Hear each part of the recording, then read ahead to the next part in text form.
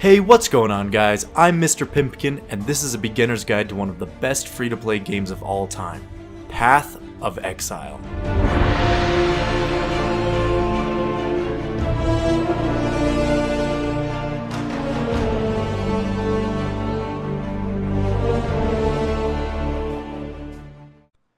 In this video, I'll be going over item types and rarities, gem sockets, and some of the different types of gems you'll be able to use in your build. After that, I'll give an overview of Path of Exile's massive passive skill tree and how your character choice plays into where you start on that tree. At the end of the video, I'll showcase a few types of currency items you'll be able to find and trade with throughout the game and how their values are established. Let's get started. This is your character inventory. You can access it by pressing I, and it is used for both carrying items and equipping gear. Your character can equip 2 weapons, or a weapon and a shield, a helmet, a chest piece, gloves, boots, a belt, an amulet, and 2 rings. In addition, you can have up to 5 flasks that can help you in combat.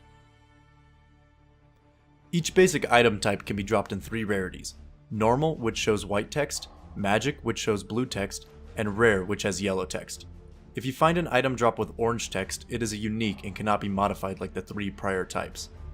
The rarity of an item determines how many modifier stats it can have on it. Modifiers are an extra stat bonus that items can have on them. There are a number of different modifiers items can possess, and they can be very specific, so I'll have to make a separate video to fully cover them later down the line. It's good to know that normal items have no extra modifiers, magic items can have up to 2, and rares can have up to 6. Most items also require certain stats to be able to equip, these 3 being strength, dexterity, and intelligence. The 2 most common ways to raise these stats are either item modifiers or passive skill tree points, which we'll get into later. Most items also require a certain player level to be able to use, so make sure you have the right prerequisites before trying to equip something. All items besides amulets, rings, and belts come with gem sockets.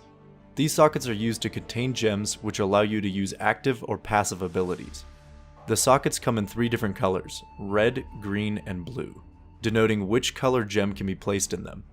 This brings us to our second topic of the video, skill gems. Skill gems are where your active abilities come from in Path of Exile. This can cause some confusion with new players as most games rely on their skill tree for actives, but our passive skill tree, as you might be able to guess by the name, only contains passives. You can acquire most skill gems as you play through the story mode. You get some as a reward from quests, and others can be bought from vendors in each town. The vendor in Act 6 sells every purchasable skill gem in the game, so once you get to that point, you should be able to put together whatever combos you need.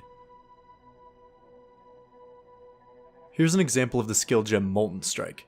If you hover over the gem in game, you'll see its general description on top. In this case, it's an attack move that fires projectiles, hits in an area of effect, and is also a melee attack that does fire damage. Each gem can be leveled up to a max level of 20 through XP gained from killing monsters, and each level makes the stats of that gem increase slightly.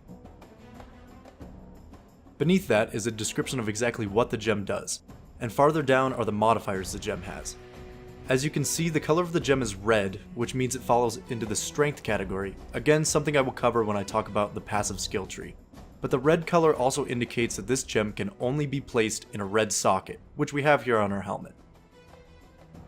When you place the skill gem in the correct socket on a piece of equipped gear, it will show up on your action bar and can now be used.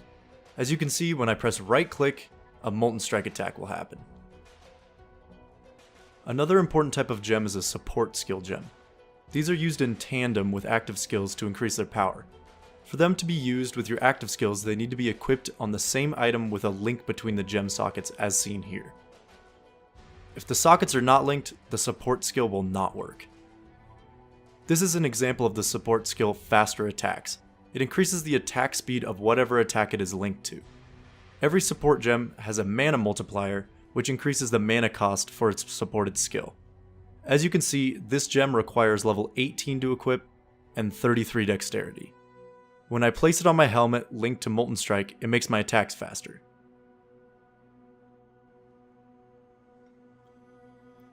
There are other skill gems that can give you passive buffs, and others that have certain nuances to be able to use properly, but that is the general rundown when it comes to skill gems. Now we can move on to the most intimidating part of first playing Path of Exile, the passive skill tree. This is the passive skill tree in all its glory. It's a lot to look at, but when you break it down, it's not so challenging to understand. Each of these marks are the starting points for the different character classes, which means your class choice determines which nodes will be easier to access when leveling up. The starting points go like this: Witch, Shadow, Ranger, Duelist, Marauder, Templar, and Scion in the middle. Scion is a special class that is unlocked at the end of Act 3, so she is not able to be selected when you first start the game. The position of each character relates to what type of nodes are around them as to push you in a general direction for that class. For example, the nearest nodes to Marauder are the strength and health nodes because that class is usually played as a tanky heavy damage dealer. After saying that, I need to go on a slight tangent to explain strength, dexterity, and intelligence stats. These three stats are used as secondary requirements in order to use gems and gear. They also give you small bonuses for having points in them. Each 10 strength grants 5 maximum life and 2% increased melee physical damage. Every 10 dexterity grants 20 accuracy rating and 2% increased evasion rating. And every 10 intelligence grants 5 extra mana and 2% maximum energy shield. You need a mix of these attributes as items will usually have requirements for a mix of the three, but heavily leaning towards one. In addition to strength, dex, and int nodes, the passive skill tree has basic passives, which are the smallest nodes, usually giving small passive buffs to things like attack speed and health. It also has notable passives, which are slightly larger visually and grant buffs to multiple stats. And finally, it has keystone passives, which can be large buffs or semi-game changing alterations. In addition to the passive nodes, there are also jewel sockets that let you place stat buffing jewels into. When making a decision of where to put your points, you should always be thinking ahead to which stats you need to improve your build and where you want to skill into in the tree. In total, you can have up to a maximum of 121 to 123 passive skill points on a character. 99 of those come from leveling up, and 22 to 24 can be gained from quests, depending on your choices within those quests. Making a game plan of where you want your points to go before starting a character is a good idea, but when you're first starting out, sometimes it's best to just see what combinations you like. If you put a point in you aren't satisfied with, it isn't the biggest deal as you get some refund points while questing, and you could also use an Orb of Regret, a currency item, to gain a point back. That brings us to our final point in the video: currency items.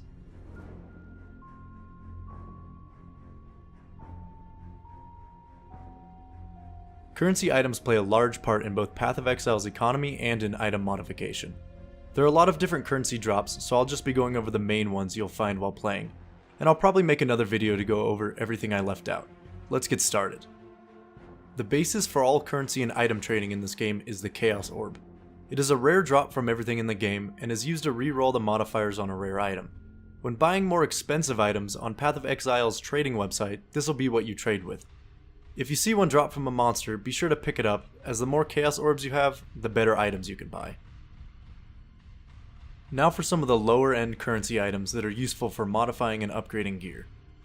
These are Scrolls of Wisdom, Portal Scrolls, Blacksmith's Whetstones, Armorer's Scraps, Orbs of Transmutation, Orbs of Alteration, Orbs of Chance, Orbs of Alchemy, Jeweler's Orbs, Orbs of Fusing, and Chromatic Orbs.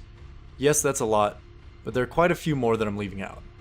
You always want to pick up currency items as they are useful and all can be traded at differing rates for Chaos and other currency items. This is what each of them do. Scrolls of Wisdom are used to identify magic, rare, or unique drops that you'll find in the game. These items are usually dropped with a red message saying unidentified, and you'll need to use a Scroll of Wisdom to find out what modifiers they have on them. Portal Scrolls are useful as they allow the user to open a portal directly to the town of whatever act they are in. It is a quick and easy way to get back without having to find a waypoint.